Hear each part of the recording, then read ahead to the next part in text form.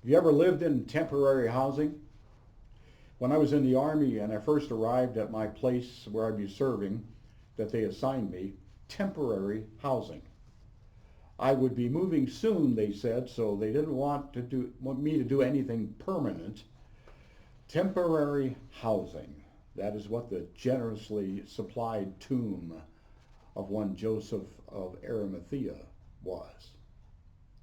For Jesus and his family, there was so little time, so much to be done, and we assume so few resources that no burial space had been bought in advance of his death. But a wealthy and generous follower offered his own tomb to the family, the friends of Jesus, for his resting place. But he wouldn't be there long.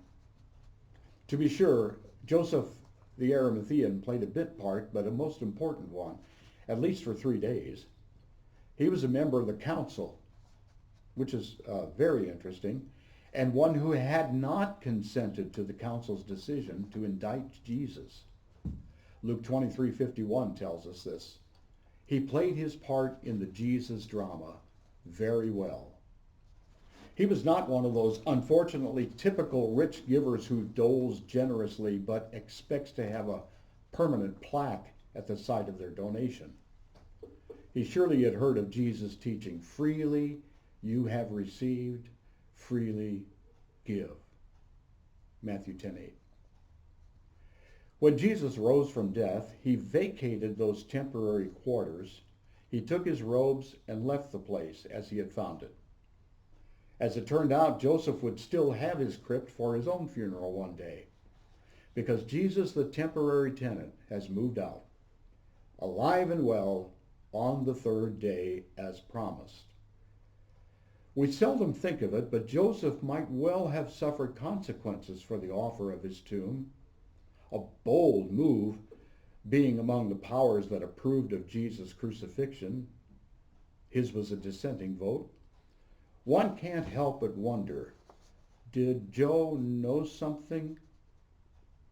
That is, was he perhaps the only one who believed the words of Jesus concerning his coming crucifixion and resurrection? So think about it. Here is a Jewish council member playing a key role in the redemptive work of Jesus Christ. Awesome.